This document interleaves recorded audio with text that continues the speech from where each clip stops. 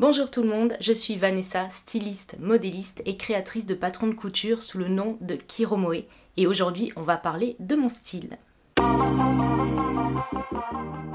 Il y a quelques mois j'avais fait une vidéo qui s'intitulait Quoi coudre, quoi acheter, que je vous mets hop dans le petit pour la retrouver plus facilement. J'expliquais justement comment faire pour planifier en fait ses prochains achats de vêtements ou les prochains projets couture.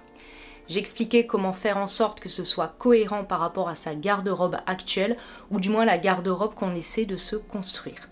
Je suis une minimaliste convaincue et cela fait plusieurs années que je travaille à ma garde-robe capsule. Alors, garde-robe capsule, je n'entends pas que j'ai 20 pièces de vêtements et c'est tout et ça me sert tout le long de l'année. C'est plutôt une garde-robe qui évolue au cours des saisons, au cours aussi de mes besoins et de mes envies. Pour moi, son propre style n'est pas quelque chose qui change drastiquement. Par contre, ça peut être quelque chose qu'on mette du temps à trouver. C'est un processus qui est absolument normal et on est obligé de passer par beaucoup d'essais-erreurs avant de comprendre en fait ce qui nous convienne réellement. Je me suis d'ailleurs rendu compte moi-même avec le recul que c'est principalement à cause de toutes les injonctions qu'on nous fait, que ce soit au niveau de la société, de la mode, dans les publicités, etc., qu'on peut être complètement perdu sur finalement ce qui pourrait nous convenir, ce qui nous convient pas et ce qu'on a envie de porter. Parce qu'il ne faut pas se leurrer, on est complètement influencé, je dirais même manipulé par le marketing des marques. C'est un petit peu là pour ça, elles sont là pour vous faire acheter. Donc déjà, par rapport à quand on parle de style, pour moi ce n'est pas de dire par exemple j'ai un style bohème, j'ai un style rock. Je pense pas qu'on ait un seul style comme ça qui soit très défini, parce que finalement très défini par quoi?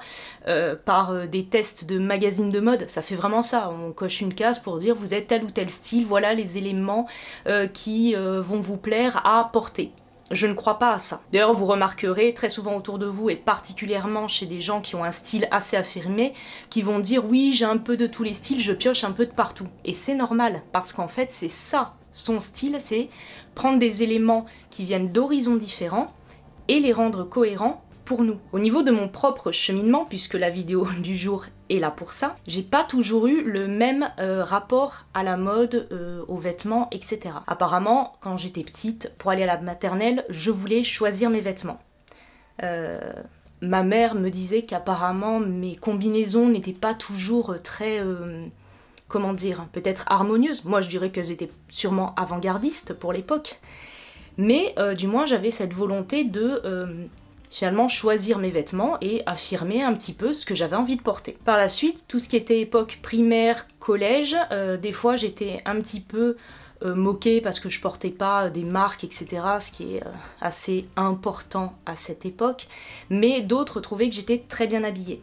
Parce que finalement, ça on va dire aussi, c'est grâce à ma mère quelque part, qui voulait me trouver des trucs sympas et tout, et moi-même j'essayais de trouver des choses que je trouvais jolies à mon goût. Et pourtant oui, j'étais essentiellement habillée chez Carrefour et Qui Habille et compagnie. J'ai grandi en tant qu'enfant dans les années 90 et mon adolescence s'est passée dans les années 2000. Nous y voilà, les années 2000. Alors là, années 2000, comment dire, c'est principalement des tailles basses, des choses qui sont très moulantes en haut. C'est un style qui revient pas mal à la mode en ce moment. Personnellement, moi je ne reviendrai pas à ça.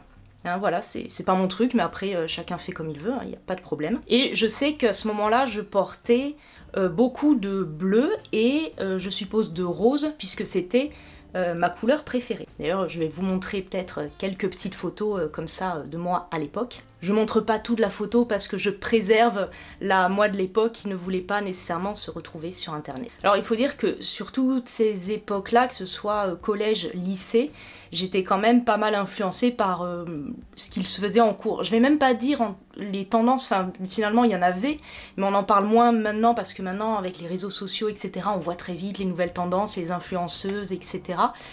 Avant, ça n'existait pas tout ça. Voilà, c'était, il y avait peut-être des magazines de mode ou un petit peu les magazines People pour si les personnes, enfin les gens voulaient s'inspirer de célébrités. Moi, je ne faisais absolument pas ça. Donc en fait, j'avais un style assez simple, c'est-à-dire, par exemple, quand j'étais au lycée, je crois que je m'habillais essentiellement chez Jennifer, qui enfin depuis a beaucoup changé en termes d'offres, mais bon, c'est pas le sujet. À l'époque, donc je m'habillais là-bas, et en fait, ben voilà, j'avais des pantalons moulants, un petit peu pas de def et tout, comme ça se faisait beaucoup. C'était plus, j'allais dans un magasin, je voyais ce qui me plaisait bien et je le prenais.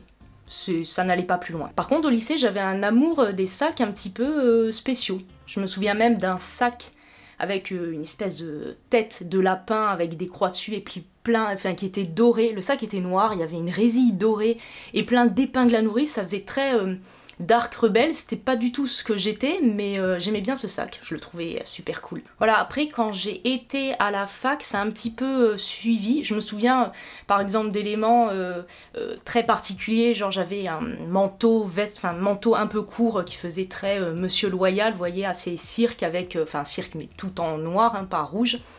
Avec une écharpe rayée où il y avait un petit peu de fil lurex doré. J'avais un sac argenté que j'adorais. Et voilà, c'était un peu ça, mes éléments de style, voilà, des petites choses comme ça.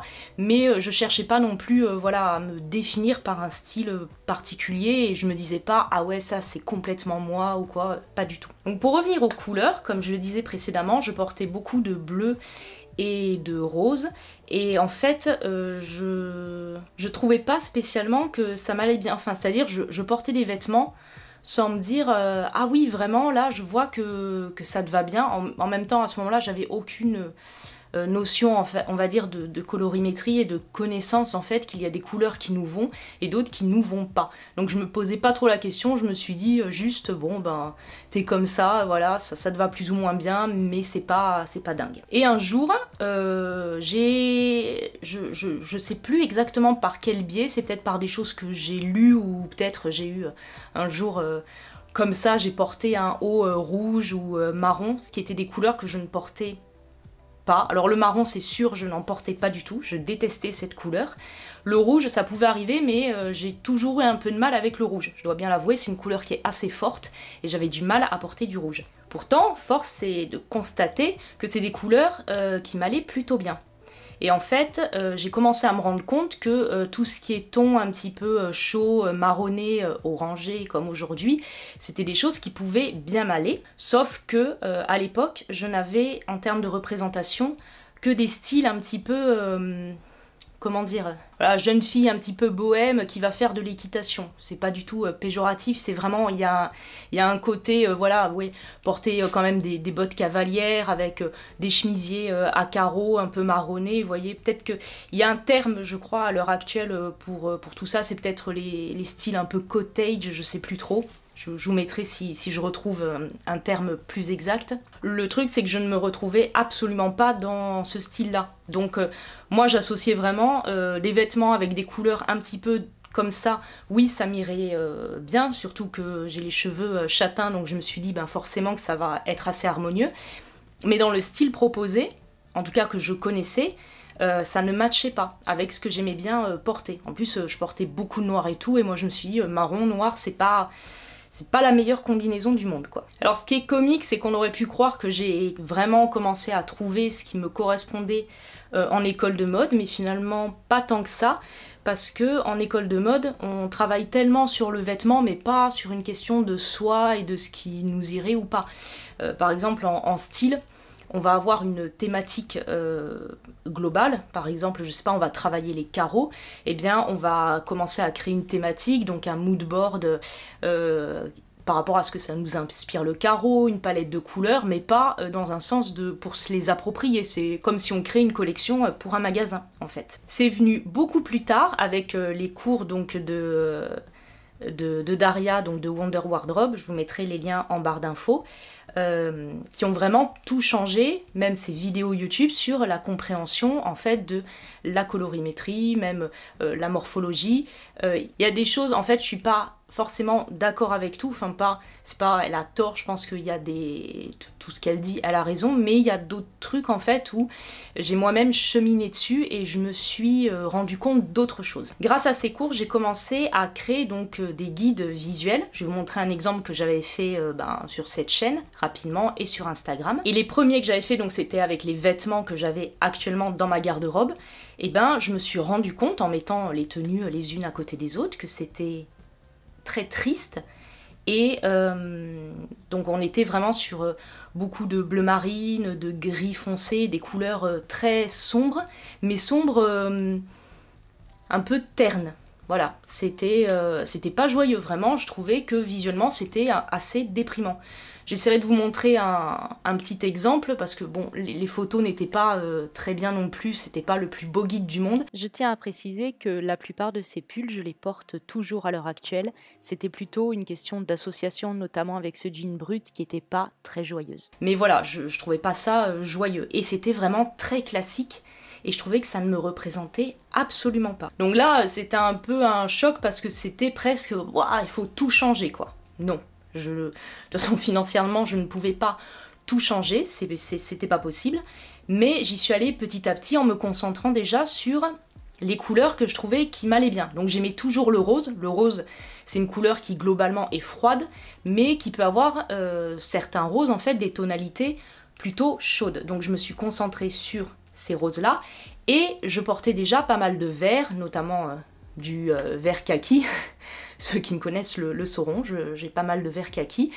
J'adore cette couleur, et bien ça c'est quelque chose que j'ai gardé et j'ai essayé de construire déjà autour de ça. En ce qui concerne le marron, ça a beaucoup changé parce que finalement, à force de regarder des images finalement de look, ou même pas forcément de look, mais même de décoration qui sont plus dans l'esthétisme en fait que j'aime, eh bien, il y a certains marrons, par exemple, je me suis rendu compte que des marrons soit vraiment très chauds ou des marrons glacés très foncés, eh bien j'aimais bien ça. Et j'ai commencé à en injecter petit à petit dans ma garde-robe. Le orange, qui était une couleur que, pareil, j'avais beaucoup de mal avec le orange, j'ai commencé aussi à trouver des oranges qui me plaisaient plus. Donc des oranges, vous voyez, un peu comme ça, qui sont un peu, comment dire, cramés, briques, tout ce qui est terracotta, ça me plaisait, donc j'ai pu aussi les intégrer dans ma palette de couleurs. Et ce qui est drôle, c'est que toutes ces couleurs-là, par exemple, il y a quelques années, ça me paraissait impensable de les porter. Mais en fait, c'est que je n'avais pas trouvé finalement les bonnes couleurs, et les, finalement, bons vêtements aussi qui allaient avec. Je sais que tout ce qui concerne la colorimétrie, on peut entendre un petit peu de tout et n'importe quoi. Je pense qu'il y a beaucoup d'éléments à apprendre qui sont des bonnes bases en fait de réflexion, mais après il faut le tester pour soi-même. Par exemple, moi qui suis un type automne, en colorimétrie des saisons, je vais avoir une palette qui ressemble, voilà, je vais vous mettre un exemple un petit peu ici, grosso modo à ça. Tout ce qui est beige, par exemple, fait partie de ma palette de couleurs, enfin palette potentielle que je peux utiliser, parce qu'on va pas utiliser toutes les couleurs non plus. Sauf que quand je porte du beige, par exemple, près de mon visage, je trouve que j'ai l'air malade. À chaque fois, je me dis, mais c'est pas normal, c'est censé m'aller, mais je trouve que ça ne me flatte pas. Et je me suis rendu compte après, avec le temps, que c'est plutôt des couleurs assez foncées qui vont mieux m'aller. Foncées, chaudes et sourdes, pour rester dans le type automne. Alors des couleurs sourdes, pour peut-être que le terme vous est inconnu, c'est des couleurs qui sont un petit peu désaturées. Vous voyez là, on n'est pas sur un orange vif, très bam, qui explose comme ça, il a une saturation un petit peu atténuée. C'est ça une couleur sourde. Dans tous les cas, que ce soit pour la recherche de couleurs ou la recherche de coupe et de vêtements en règle générale, on est obligé de passer par des phases d'essai et erreur. C'est pour ça qu'il est très important de ne pas acheter à foison et pas produire à foison, parce que ça va complètement brouiller notre esprit et on va plus savoir où donner de la tête et on ne comprend plus en fait ce qui peut nous aller ou pas. Il faut y aller petit à petit. La patience et le mot d'ordre. Là aussi, ce qui peut nous perdre souvent, c'est les looks qu'on voit dans les magazines. On appelle ça des looks éditoriaux, où on veut mettre en avant certains articles, voire plusieurs, et on va en fait créer des combinaisons de couleurs, des fois très contrastées, qui dans la vie de tous les jours peuvent être portées, hein, c'est pas un problème, mais dans la vie de tous les jours, pour l'œil, ce qui va nous paraître plus harmonieux, c'est des choses qui vont plus s'associer entre elles. Et eux, en fait, ils font exprès de mettre des couleurs qui se contrastent beaucoup et qui tapent à l'œil pour qu'on soit attiré par le produit qu'ils veulent mettre en avant. Le problème, c'est que vu qu'on voit ces looks et qu'on trouve ça très beau, et donc voilà, c'est des looks, ils sont fabriqués en fait spécialement pour les magazines de mode, et ben on a tendance peut-être à vouloir essayer de reproduire, et après quand on fait, ça marche pas. On a l'impression d'être un perroquet, plein de couleurs, enfin c'est un peu la cacophonie. Et c'est normal. J'ai beaucoup parlé de couleurs, maintenant je vais parler un petit peu des coupes. Je portais des vêtements qui sont assez moulant, assez près du corps pendant très longtemps. Et pendant très longtemps, ben j'étais pas très bien dans mes vêtements.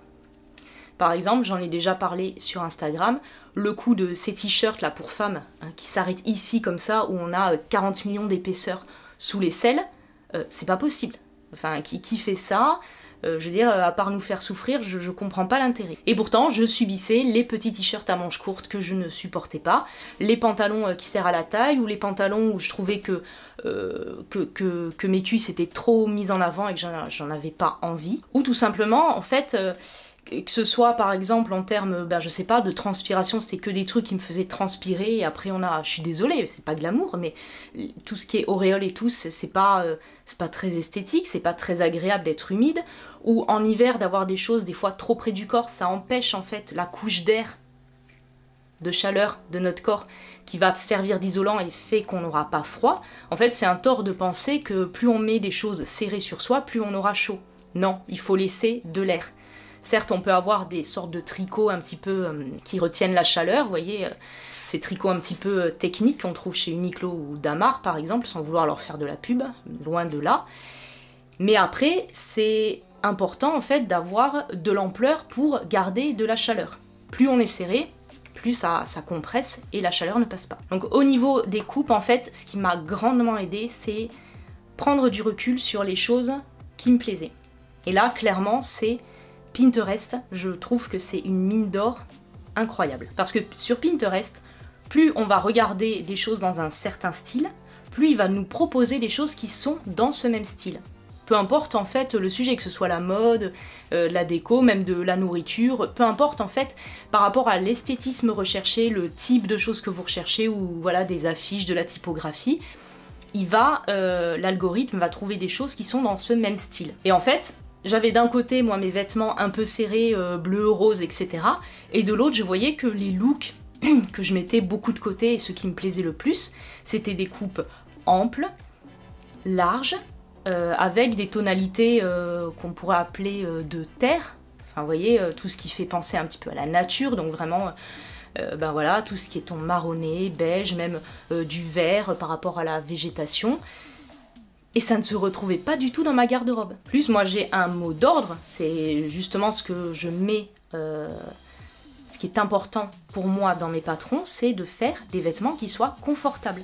Je sais que le mot n'est pas très sexy, ça a une espèce, on imagine de suite le jogging et les pantoufles, mais non, c'est vraiment avoir des vêtements beaux, des vêtements flatteurs, des vêtements dans lesquels vous vous sentez belle, à votre sens, le regard des autres on s'en fiche, avec de l'assurance, mais où vous êtes bien dedans. Vous n'êtes pas toute la journée en train de remettre le vêtement, vérifier que ça dépasse pas, etc. C'est primordial. Ce qui peut être important aussi, c'est d'identifier non seulement ok ce qui nous plaît, mais aussi ce qui nous plaît pas.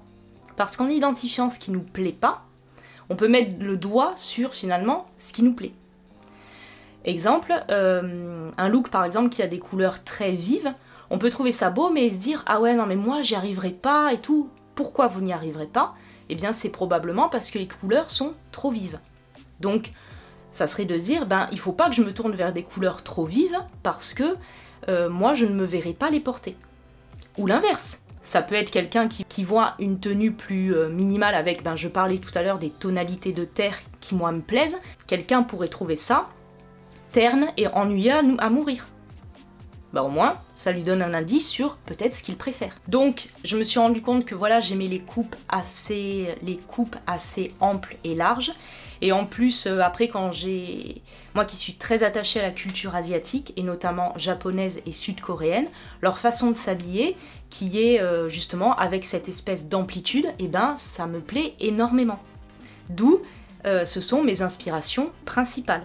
Et c'est vrai que, par exemple, en France, on a un style beaucoup plus près du corps, classique. En fait, quand on imagine le style de la parisienne, bien que, la parisienne, c'est pas la française par excellence, mais il y a cette représentation un petit peu partout et aux yeux du monde, c'est quand même des tenues beaucoup plus, quand même, ajustées au corps. Et moi, ça me plaît pas. Eh bien, il a fallu que je trouve des inspirations ailleurs. Même dans les tonalités, moi qui aime bien tout ce qui est lié au minimalisme et aussi dans la décoration, les décorations minimalistes, souvent je les trouvais assez froides, parce qu'il y avait beaucoup de gris et de blanc.